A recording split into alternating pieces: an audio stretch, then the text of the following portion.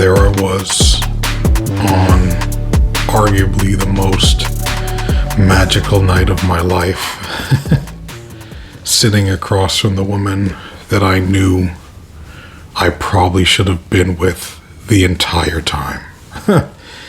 All right, so this is chapter 3 in the third Great Love series, the final, or the three Great Loves, the final chapter, the third Great Love, which is hopefully the forever love. Like I said in the previous videos, the concept behind this is the three great loves. Everybody gets three. Your first great love that you usually have in your early, your mid-teens, early 20s.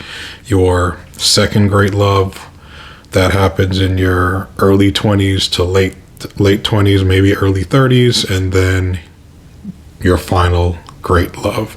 Like I said, usually you only get three. And I've had more relationships than that, but most people, when they think about their relationships, it's usually three people that stand out as, the top of that list.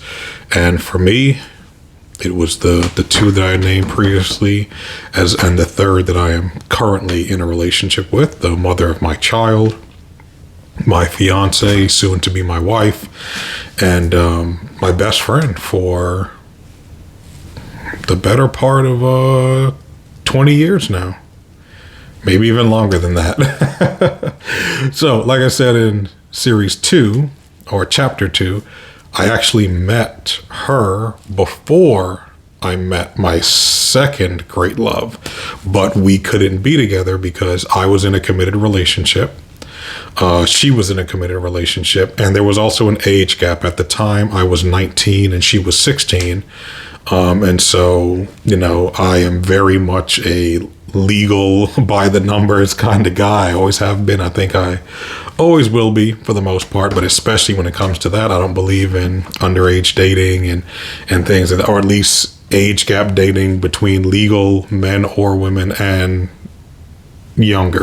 That's a topic that we'll get into, but neither here nor there. Like I said, I met her when she was 16. We had a really good friendship for a few years, and then when she turned 18, she and I started to have a relationship, a sexual relationship, a friendship. She was my first, this is my best friend. And anybody that's in my age group typically knows what that means when a man and a girl and a boy, a man and a woman, whatever you want to say, have that kind of friendly, this is just my brother type of relationship. Now, we were definitely messing around and doing our thing, and this is the first time I cheated. This was the first time that she cheated. And this is kind of, from, again, the second relationship, or the second great love story, I should say, of some of the things that went wrong in that. But again, everything happens for a reason. So anyway, I met her all those years ago. We were friends for about 15 years until 2020, the lockdowns, everything went left. We reconnected after a miscommunication that happened a few years prior. But we got back together, and the opening to the story about the magical time and me looking across from her, it wasn't our first date, but it was one of our first dates that I would say officially. And we went to a nice restaurant in the local area that we're at, and it was raining a little bit, and we were outside because it was still during COVID times, but it was beautiful. It was magical. Like, I think we fell in love with each other all over again, even though we were already in love with one another and had been for years. But again, we're unable to be together due to extenuating circumstances, her moving away, me being local, me having a long-term relationship, her having a long-term relationship. And, at this point in life, all the cards just lined up. Everything just came in together perfectly. And so, that was the ultimate boomerang, as we would say. And we had the best friend vibes and everything that came with that. the trust, the respect, the honor, the chemistry, the sexual compatibility, the mutual attraction, just the overall appreciation for what we were as people, but as well, and I think more importantly, is we knew and understood each other's flaws, at least for the most part. Of course, there were things that we would learn about each other. We've been together for pretty much 6 years now, just about. But the things that we learned about each other over that time, prior to that, we had a good understanding of who the other person was, the flaws, shortcomings, the issues, things like that. Again, these are stories that I'll get into as I tell more of these stories on the channel, but it was just really good. Us now being older, and I think most people who have experienced this type of love, later in life, you're a little bit more seasoned, you're a little bit more mature, you're reserved, you're, hopefully, if you've grown, because again, do the work, like I said in the previous message, get therapy, get help, talk to somebody, read a book, whatever it is. You can't just keep being the same person over and over and over and expecting different results. So this is assuming by this point you've actually done the work and tried to become a better person. You're usually able to have a much better understanding of one another through communication. Like, communication is so important in a relationship, and I think so many people overlook that. And I don't mean just talking about trivial bullshit and nonsense. I mean when things really get hard, when most people want to give up, when most people want to run away, when most people want to cheat and entertain other people or end the relationship or whatever it is. Those are the moments where you need to sit down, and I think at your third great love, you've learned, like, hey, look, the dating pool has piss in it. There's nothing out there. I don't want to deal with that shit. I know this person. I love this person. Yeah, they're not perfect, but we can make this work. So I think communication comes in, and empathy and understanding and growth and self-development. All of those things play a major role in the relationship working, because like I've mentioned many times, and like I will continue to mention on this channel, there is no such thing as a perfect relationship. There are no such thing as perfect people. It does not work. Every long-term successful relationship has ups and downs, good and bad, whatever you want to call it, challenges. I don't care how you word it. You're going to go through things.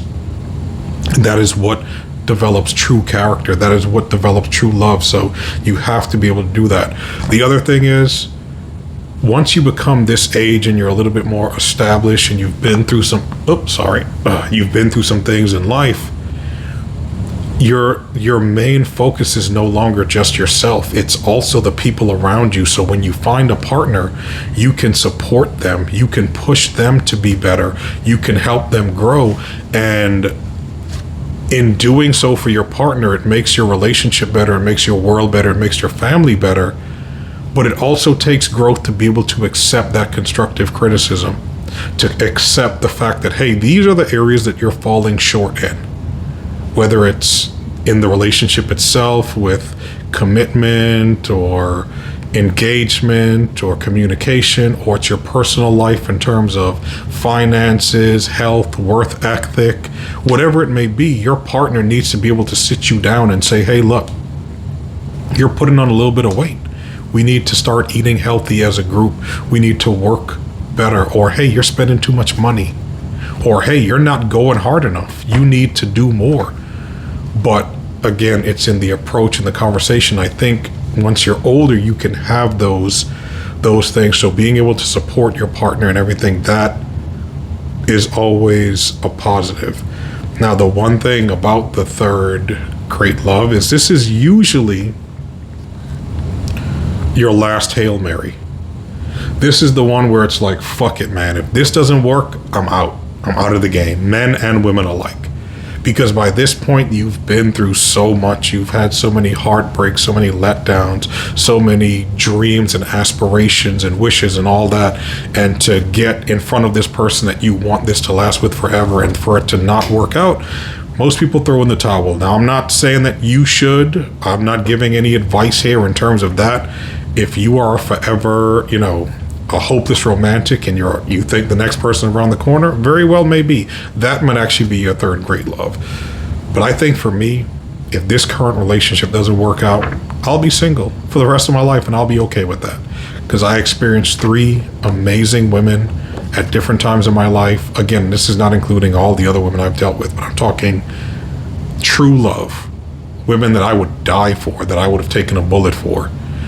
You know, my current fiance is the mother of my child, so of course she is a tear above everybody else just because of that. But again, my best friend, 20 years, I love this woman to death, and I think she feels the same way about me.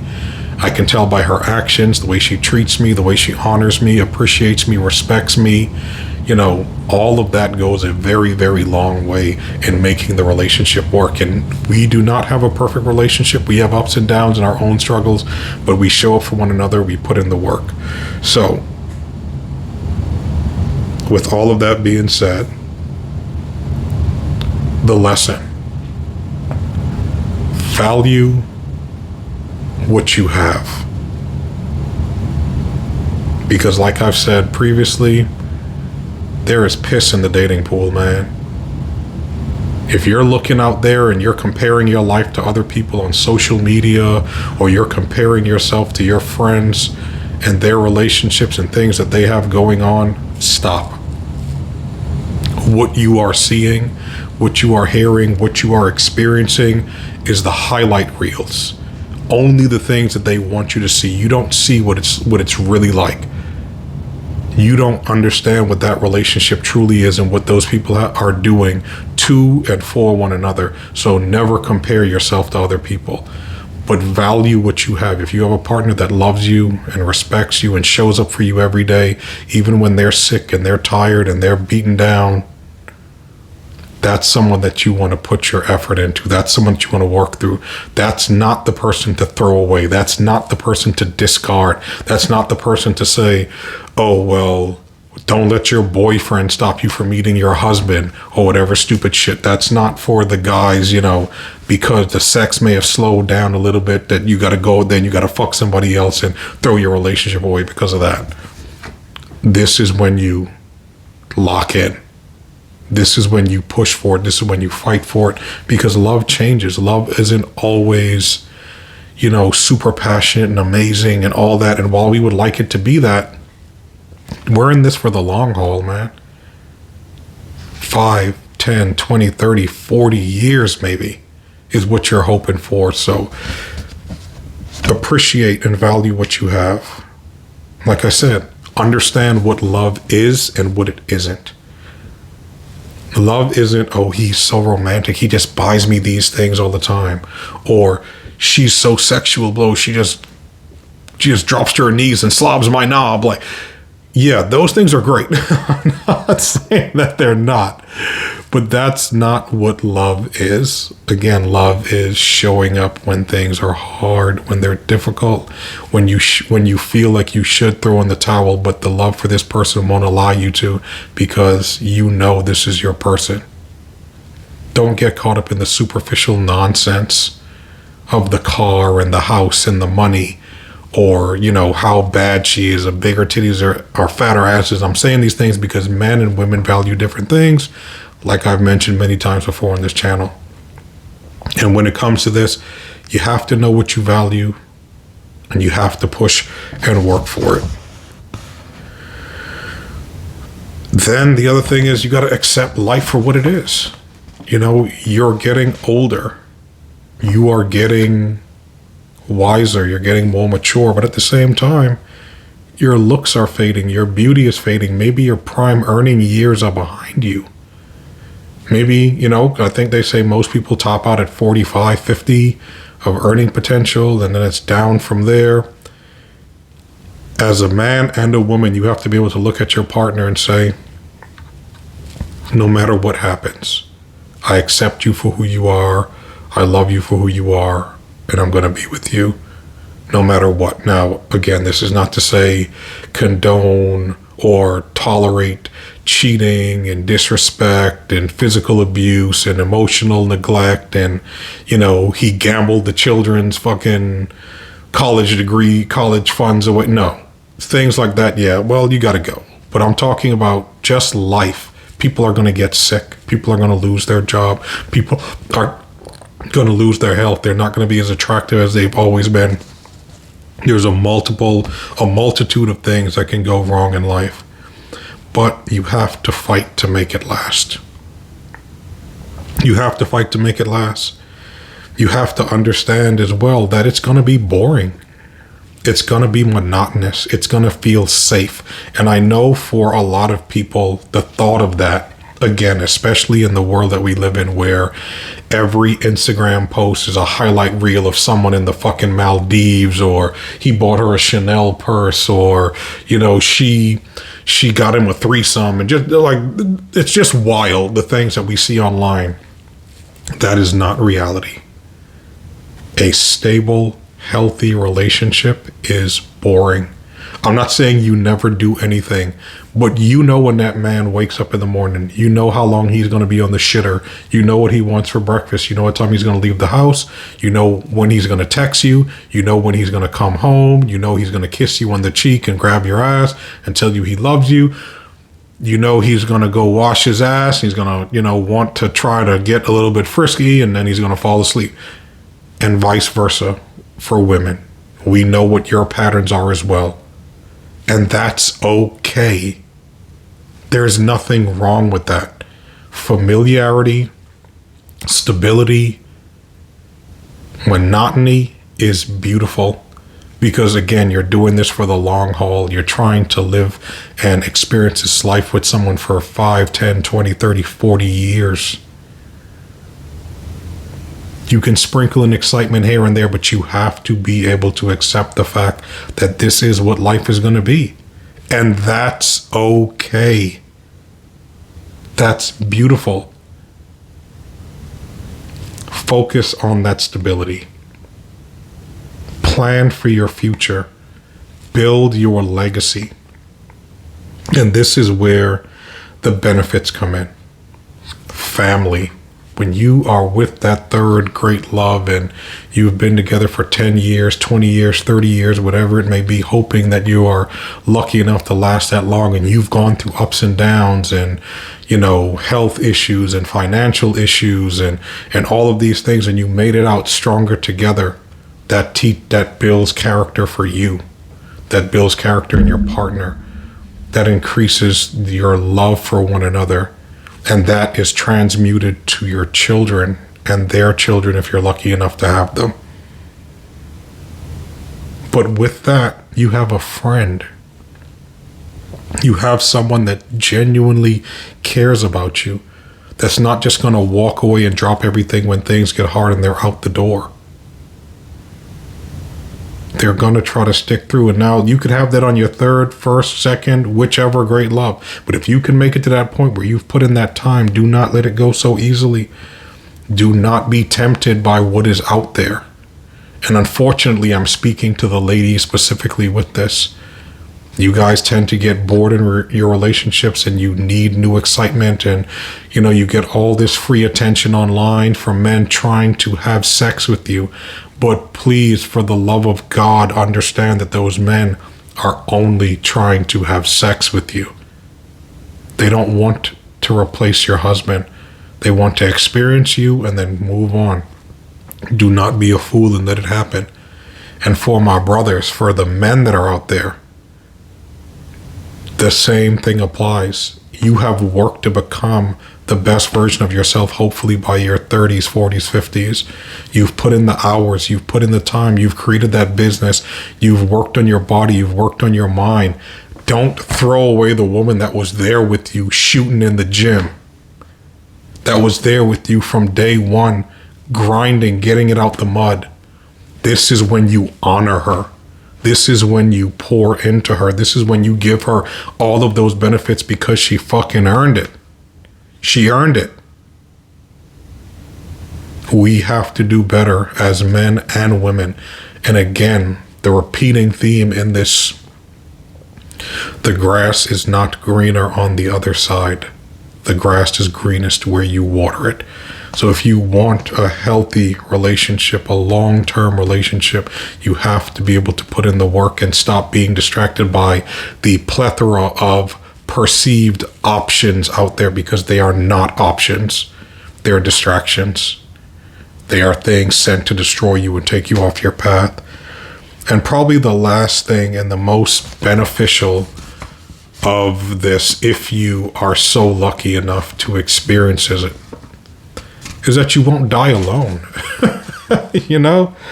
And I know that's a joke, you know, RIP to the late great Kevin Samuels. You know, he would always tell women, buy a dog, die alone, because no men were ever good enough for them. And I will say the same for men who decide to be truly MGTOW and just throw away all women and, you know, just go out there and philander and, you know, pay for sex or whatever it is, you know, run through chicks, have a harem. I don't know. At some point, you're not going to be able to do that anymore. At some point, you're going to need true companionship, true love, true dedication. And the only way you're going to get that is by building years and years and years of stability and hard work and trial and error and figuring it out when all other things failed around you. But if you can make it there and you can, you know, be with the person that you love, and you can look in her eyes or his eyes and you can remember, you know, what they looked like 30, 40 years ago, and your heart starts to flutter and you feel those butterflies and you still feel amazing, that's when you've won. That's when you've won. And like I always say, it's not just for the benefit of you, it's for the benefit of your partner, it's for the benefit of your family, your friends, your children, your community. The whole point of this channel and these stories and these lessons and these things is we have to get back to community. We have to get back to family. We are too divided. We are too segmented. We're broken. And because of that, we are being systematically picked off and destroyed. Mental health illnesses are at an all-time high. Depression, anxiety, suicidal tendencies, they're all rising. And things are only continuing to get harder and harder as the economy gets worse, as people begin to struggle. And if you don't have family and community and partnership, it's going to be a living hell. It's going to be a living hell. So please, again, if you've taken nothing from these videos, please at least take this. It's to everyone's benefit for you to water the grass where it's growing. Definitely for your own benefit. But that's it. That's it for this series of videos. I will be working on the next set shortly. New uploads hopefully next week. And the week after that, trying to be a little bit more consistent with the content that I'm creating. But it's showtime. So if you enjoyed the video, if you learned anything from it, if you took anything from it, if you want to add something, like, comment, share, subscribe. If there's someone, you know, that you feel could benefit from listening to this or hearing this story and these lessons, please share. If you have not seen the other videos, please go back and watch those and get caught up. It will be a series, and that's the way I hope to have this go. But all right, that's it. The Demon Oni out.